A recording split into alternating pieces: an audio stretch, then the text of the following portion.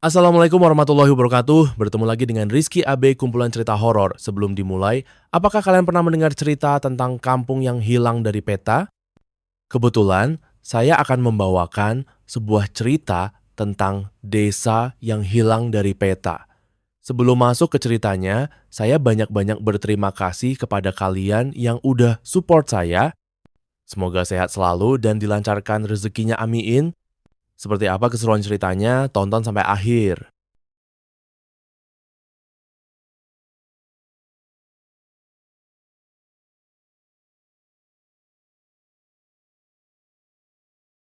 Namaku Rizky. Aku seorang konten kreator horor yang biasa mengeksplorasi tempat-tempat aneh, rumah kosong, atau desa tertinggal. Tapi aku tak pernah menyangka satu video lama akan membawaku ke cerita yang bahkan tak bisa dijelaskan dengan logika. Malam itu aku sedang menyortir file bekas liputan lama yang kudapat dari pasar Low. Di antara banyaknya rekaman yang tak berguna, ada satu file video tua dengan label buram bertuliskan Argapura. Isi videonya bikin bulu kuduku berdiri. Seorang pria tua muncul dalam rekaman itu, berdiri di pinggir bukit, menunjuk ke arah pegunungan berkabut. Dulu, sebelum longsor besar tahun 78, ada satu desa di balik bukit ini, Desa Argapura. Tapi sekarang udah nggak ada, hilang, seperti ditelan bumi. Yang membuatku merinding waktu aku cek di Google Maps, nama Argapura benar-benar nggak ada. Aku bahkan tanya ke beberapa kenalan di komunitas dokumenter desa, dan mereka pun belum pernah dengar desa itu. Tapi satu hal aneh terjadi.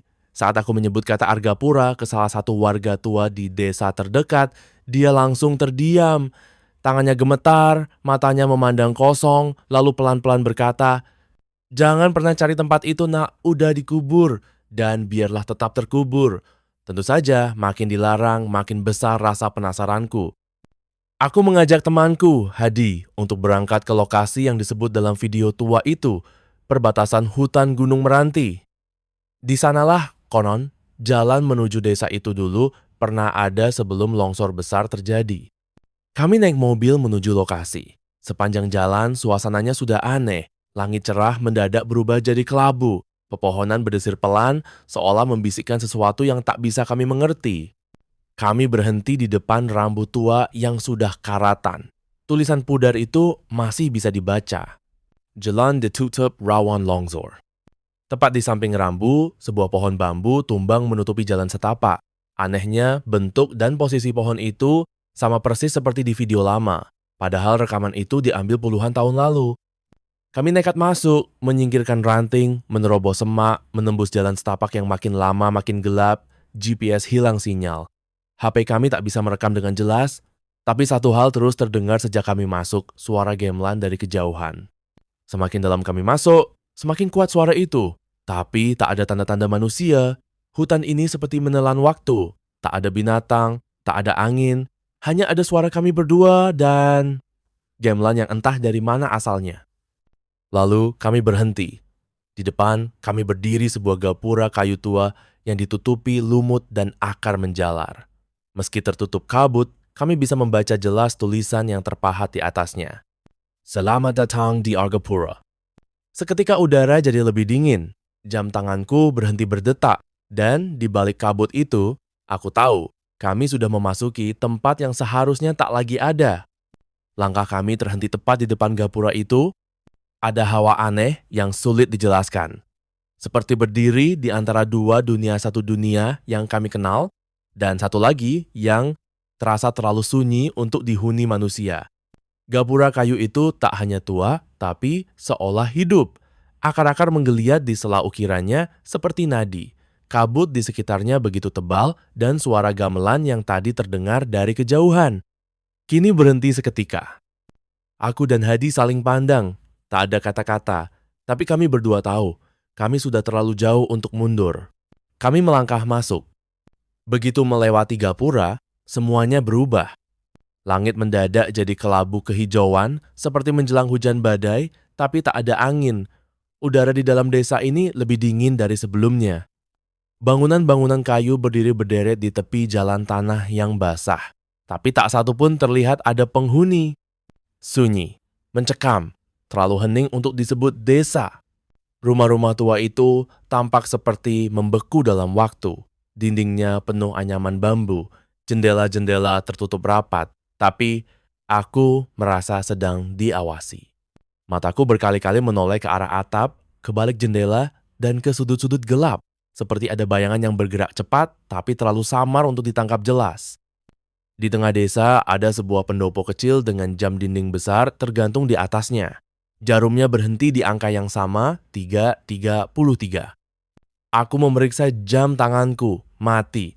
HP Hadi pun tiba-tiba restart sendiri, berkali-kali, sampai akhirnya layarnya hanya menampilkan angka 333 berkedip-kedip. Kami berjalan pelan, mencoba merekam video, tapi kamera kami hanya menangkap noise dan gambar buram. Lalu dari kejauhan terdengar langkah kecil menghampiri. Seorang anak kecil muncul di tengah jalan desa. Pakaiannya lusuh, wajahnya pucat seperti tak pernah melihat matahari. Ia menatap kami tanpa ekspresi, lalu berkata dengan suara yang terlalu pelan untuk anak seusianya. "Kalian makan aja dulu, biar bisa tetap di sini." Aku mencoba mendekat, tapi anak itu mundur perlahan dan menghilang ke balik rumah dengan kecepatan yang tidak wajar. Hadi mulai gelisah. "Bro, lo lihat nggak tadi? Anak itu, mukanya kayak nggak punya bola mata." Aku ingin bilang itu cuma halusinasi, tapi aku juga melihatnya. Kami berdua tahu ini bukan sekadar desa tua yang hilang dari peta. Ini adalah tempat yang dilupakan oleh dunia, dan mungkin dengan alasan yang sangat kelam. Desa Argapura tidak memiliki waktu, atau mungkin waktu di sini menolak untuk bergerak. Setelah pertemuan singkat dengan anak kecil itu, aku dan Hadi mencoba menyusuri desa lebih dalam. Setiap langkah kami terasa berat, seolah tanah menahan kaki kami agar tak bisa pergi. Di sekeliling, rumah-rumah bambu berjejer diam, sebagian atapnya sudah tumbang, tapi tak ada kesan ditinggalkan. Tidak seperti desa mati Argapura. Terasa seperti masih hidup, tapi menahan napas. Kami melewati sebuah rumah yang pintunya terbuka setengah, bau tanah basah dan dupa terbakar menyeruak dari dalam. Di sana, kami melihat seorang perempuan tua duduk membelakangi kami, memintal benang dengan tangan keriputnya. Aku minta, pelen-pelen. "Bu, permisi." Perempuan itu tidak menjawab, tapi tiba-tiba tangannya berhenti memintal dan kepalanya sedikit miring, seperti mendengar sesuatu yang tak bisa kami dengar. Tanpa menoleh, dia berkata, "Kalian tamu pertama? Sejak tahun 78. Hadi menelan ludah, aku melangkah mundur. "Tapi, itu berarti udah lebih dari 40 tahun lalu, Bu." "Di sini, waktu tak bergerak seperti di tempat kalian," jawabnya datar. Saat aku hendak bertanya lebih lanjut, perempuan itu perlahan berdiri, tapi gerakannya tidak wajar. Sendi-sendinya berbunyi seperti tulang-tulang tua yang kaku, dan tubuhnya terlihat terlalu tinggi saat berdiri. Seperti bayangannya membesar sebelum badannya. Kami langsung keluar dari rumah itu, nafas kami terengah. Tapi begitu kami mencoba kembali ke arah Gapura, jalan yang kami lewati tadi hilang. Pohon-pohon berubah posisi. Tanah yang tadinya datar kini menanjak. Argapura telah mengganti peta di dalam dirinya. "Kita muter tadi kan?" Hadi bertanya, panik. "Kita lewat jalan ini tadi, gue yakin." Kami memutuskan mencari tempat berlindung. Sebuah rumah tua di ujung desa tampak masih berdiri kuat. Kami masuk, di dalamnya gelap, hanya satu lampu minyak yang menyala redup. Di dinding, tergantung banyak foto hitam putih, wajah-wajah orang zaman dulu. Tapi satu foto membuat dadaku terasa sesak. Itu adalah foto seorang pria yang mengenakan jaket modern.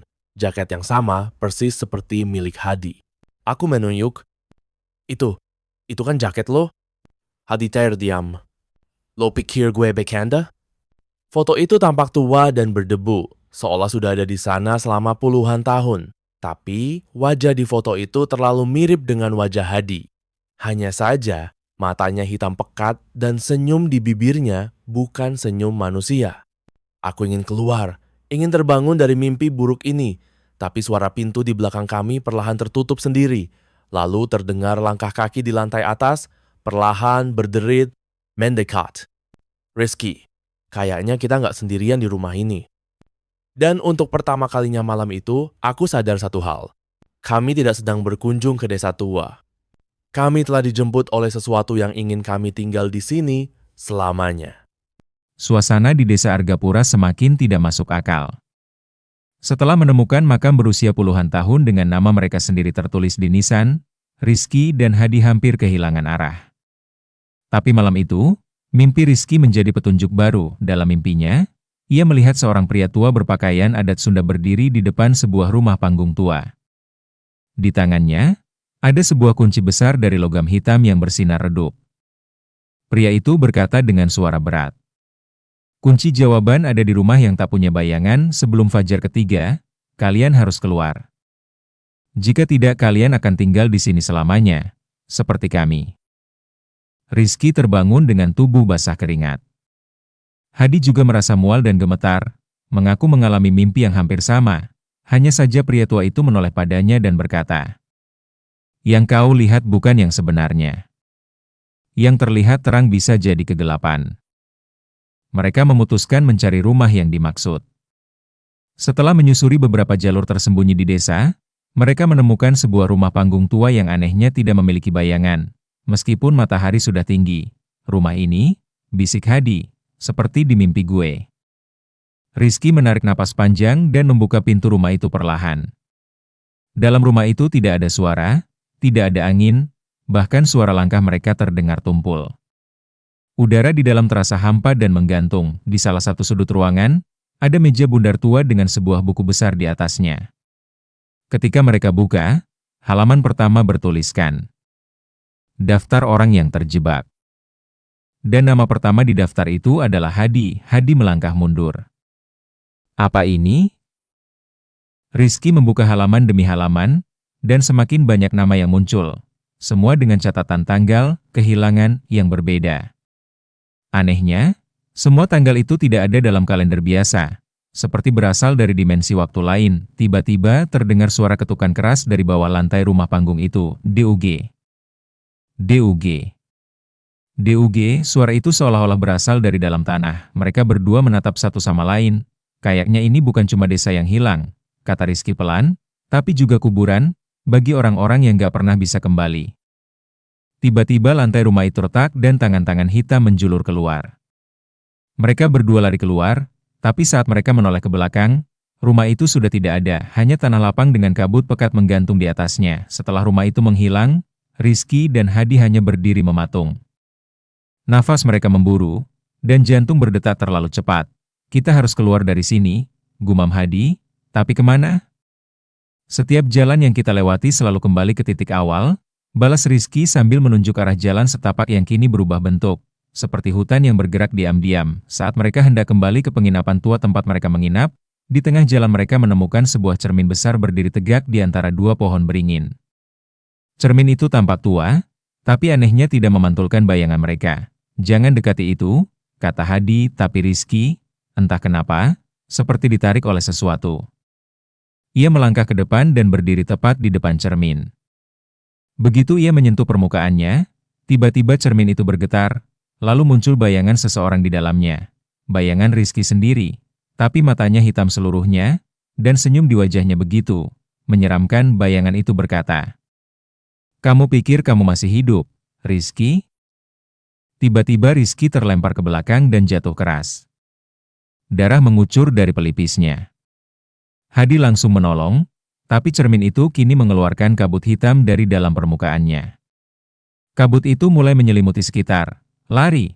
teriak Rizky. Mereka lari menembus kabut, dan tiba-tiba mereka berada di tengah desa lagi, di depan pendopo utama yang sebelumnya tidak pernah mereka lihat. Di depan pendopo itu, duduk seseorang yang mengenakan pakaian adat Sunda lengkap, wajahnya tertutup topeng kayu.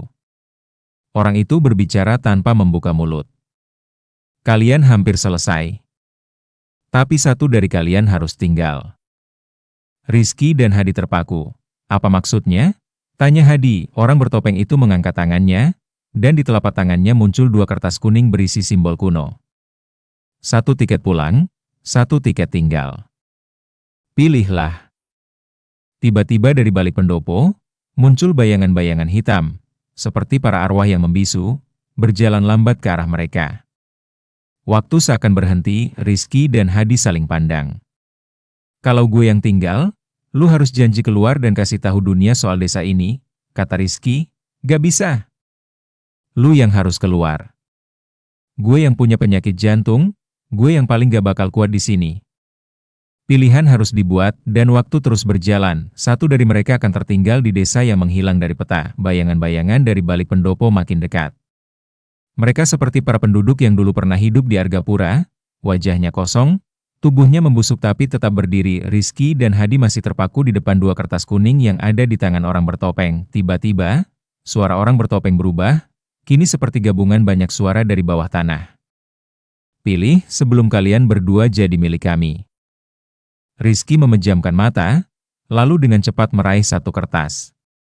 Hadi refleks langsung mengambil yang satu lagi. Keduanya melihat isi kertas itu. Rizky memegang kertas bertuliskan, kembali. Sedangkan Hadi memegang yang bertuliskan, tinggal.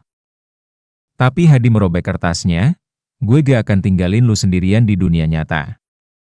Seketika itu, langit desa berubah menjadi merah darah. Teriakan mulai terdengar dari arah kabut. Arwah-arwah itu menyerbu, tapi orang bertopeng berdiri dan menghantamkan tongkatnya ke tanah. Boom! Sebuah cahaya besar muncul, dan semuanya tiba-tiba gelap. Rizky terbangun di tengah hutan. Di dekat papan tua bertuliskan, "Selamat datang di Argapura," yang sudah hampir lapuk dan dipenuhi tumbuhan liar. Hadi tak ada. Ia berteriak memanggil-manggil nama sahabatnya, tapi tak ada jawaban. Teleponnya kembali menyala. Jam menunjukkan pukul 3 pagi. Tapi anehnya, tanggal menunjukkan 1 tahun setelah mereka terakhir masuk ke desa itu. Dengan tubuh lemas dan pikiran kacau, Rizky berjalan hingga menemukan pos jaga.